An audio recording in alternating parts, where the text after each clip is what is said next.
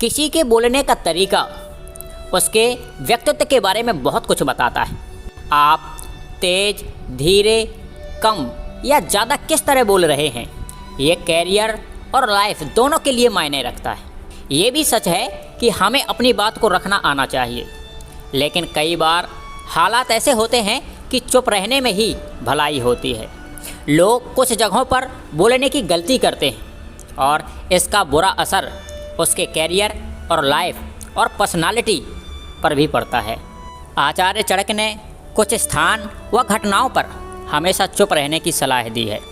आचार्य चाणक्य कहते हैं कि इन 5 स्थानों पर व्यक्ति को हमेशा धैर्य का पालन करना चाहिए और किसी का पक्ष न लेते हुए चुप्पी साध लेनी चाहिए। तो दोस्तों, आइए जानते हैं आचार्य चाणक्य ने वो कौन से 5 स्थान बताए हैं जहाँ पर व्यक्ति को चुप रहना चाहिए। सबसे पहला, जब कोई किसी की बुराई कर रहा हो तो वहाँ पर आप चुप रहें। जब कोई आदमी आपके सामने किसी तीसरे आदमी की बुराई कर रहा हो तो वहाँ पर चुप रहकर बस सुनना चाहिए, अपनी राय व्यक्त नहीं करनी चाहिए, क्योंकि जो आज आपके सामने किसी तीसरे की बुराई कर रहा है वही कल किसी और के सामने आपकी भी बुराई कर सकता है यदि आपने कुछ कहा तो। इसलिए हमेशा ऐसी जगहों पर चुप रहें। दूसरा, जिस विषय के बारे में जानकारी न हो वहाँ पर हमेशा चुप रहें।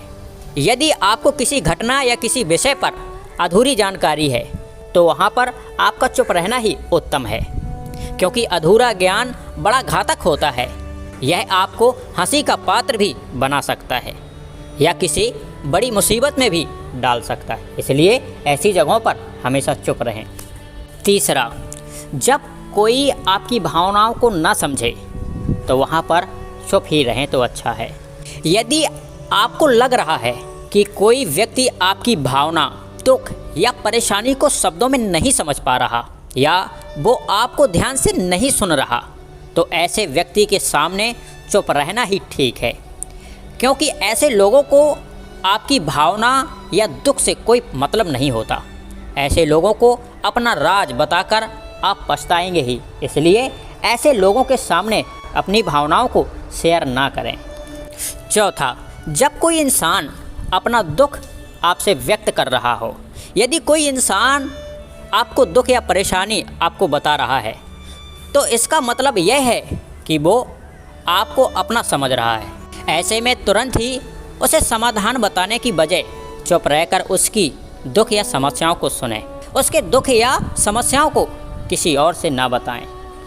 पाँचवा, सबसे महत्वपूर्ण और ख़ास, जहाँ क्रोध या घृणा करने वाले लोग हों। जब कोई अपना या कोई सगा संबंधी आप पर क्रोध कर रहा हो, आपका अपमान कर रहा हो या कोई गलत शब्दों का प्रयोग कर रहा हो, तो आपको उस वक्त चुप रहना चाहिए ताकि सामने वाले का गुस्सा पूरी तरह से बाहर निकल जाए।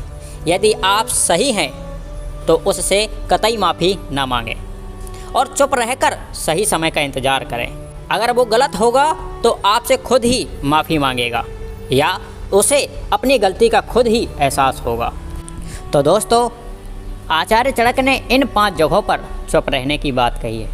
आचार्य चाणक्य कहते हैं कि भूल कर भी इन जगहों पर आपको नहीं बोलना चाहिए।